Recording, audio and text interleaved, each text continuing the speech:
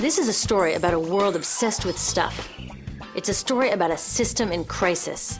We're trashing the planet, we're trashing each other, and we're not even having fun.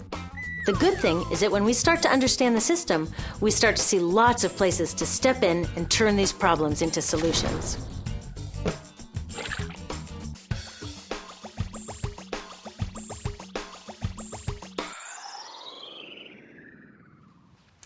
One of the problems with trying to use less stuff is that sometimes we feel like we really need it. What if you live in a city like, say, Cleveland, and you want a glass of water? Are you going to take your chances and get it from the city tap? Or should you reach for a bottle of water that comes from the pristine rainforest of Fiji? Well, Fiji brand water thought the answer to this question was obvious, so they built a whole ad campaign around it. It turned out to be one of the dumbest moves in advertising history. You see, the city of Cleveland didn't like being the butt of Fiji's jokes, so they did some tests, and guess what? These tests showed a glass of Fiji water is lower quality, it loses taste tests against Cleveland Tap, and costs thousands of times more. This story is typical of what happens when you test bottled water against tap water. Is it cleaner? Sometimes, sometimes not. In many ways, bottled water is less regulated than tap. Is it tastier? In taste tests across the country, people consistently choose tap over bottled water. These bottled water companies say they're just meeting consumer demand. But who would demand a less sustainable, less tasty, way more expensive product, especially when you can get for almost free in your kitchen? Bottled water costs about 2,000 times more than tap water. Can you imagine paying 2,000 times the price of anything else? How about a $10,000 sandwich? Yet people in the US buy more than 500 million bottles of water every week. That is enough to circle the globe more than 5 times. How did this come to be? Well, it all goes back to how our materials economy works, and one of its key drivers, which is known as manufactured demand. If companies want to keep growing, they have to keep selling more and more stuff. In the 1970s, giant soft drink companies got worried as they saw their growth projections starting to level off. There's only so much soda a person can drink. Plus, it wouldn't be long before people began realizing that soda is not that healthy and turned back to, gasp, drinking tap water. Well, the companies found their next big idea in a silly designer product that most people laughed off as a passing yuppie fad. Water is free, people said back then. What will they sell us next? Air? So how do you get people to buy this fringe product? Simple. You manufacture demand. How do you do that? Well, imagine you're in charge of a bottled water company. Since people aren't lining up to trade their hard-earned money for your unnecessary product, you make them feel scared and insecure if they don't have it. And that's exactly what the bottled water industry did. One of their first marketing tactics was to scare people about tap water with ads like Fiji's Cleveland campaign. When we're done, one top water executive said, tap water will be relegated to showers and washing dishes. Next, you hide the reality of your product behind images of pure fantasy. Have you ever noticed how bottled water tries to seduce us with pictures of mountain streams and pristine nature? But guess where 1/3 of all bottled water in the US actually comes from? The tap.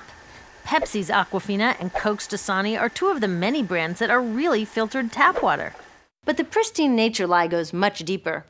In a recent full-page ad, Nestle said, bottled water is the most environmentally responsible consumer product in the world. What? They are trashing the environment all along the product's life cycle. Exactly how is that environmentally responsible? The problems start here with extraction and production, where oil is used to make water bottles. Each year, making the plastic water bottles used in the US takes enough oil and energy to fuel 1 million cars. All that energy spent to make the bottle, even more to ship it around the planet, and then we drink it in about 2 minutes?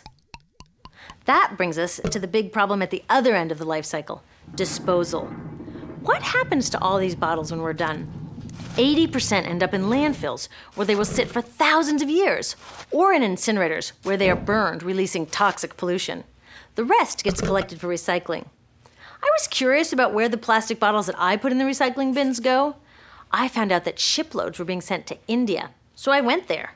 I will never forget riding over a hill outside Madras, where I came face to face with a mountain of plastic bottles from California. Now, real recycling would turn these bottles back into bottles. But that wasn't what was happening here. Instead, these bottles were slated to be downcycled, which means turning them into lower quality products that would just be chucked later. The parts that couldn't be downcycled were thrown away there, shipped all the way to India just to be dumped in someone else's backyard. If bottled water companies want to use mountains on their labels, it would be more accurate to show one of these mountains of plastic waste. Scaring us, seducing us, and misleading us. These strategies are all core parts of manufacturing demand. Once they've manufactured all this demand, creating a new multi-billion-dollar market, they defend it by beating out the competition. But in this case, the competition is our basic human right to clean, safe drinking water. Pepsi's vice chairman publicly said, "The biggest enemy is tap water." They want us to think it's dirty and bottled water is the best alternative. In many places, public water is polluted, thanks to polluting industries like the plastic bottle industry.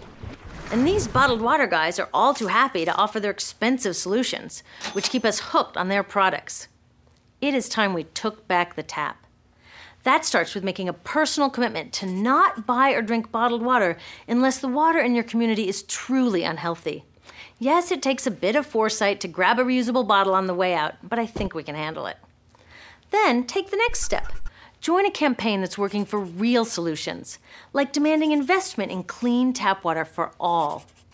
In the US, tap water is underfunded by $24 billion, partly because people believe drinking water only comes from a bottle. Around the world, 1 billion people don't have access to clean water right now. Yet cities all over are spending millions of dollars to deal with all the plastic bottles we throw out. What if that money was spent improving our water systems, or better yet, preventing pollution to begin with? There are many more things we can do to solve this problem. Lobby your city officials to bring back drinking fountains. Work to ban the purchase of bottled water by your school, your organization, or entire city. This is a huge opportunity for millions of people to wake up and protect our wallets, our health, and the planet. The good news is it's already started. Bottled water sales have begun to drop while business is booming for safe, refillable water bottles. Yay! Restaurants are proudly serving tap, and people are choosing to pocket the hundreds or thousands of dollars they would otherwise be wasting on bottled water. Carrying bottled water is on its way to being as cool as smoking while pregnant. We know better now. The bottled water industry is getting worried because the jig is up. We are not buying into their manufactured demand anymore. We will choose our own demands, thank you very much, and we're demanding clean, safe water for all.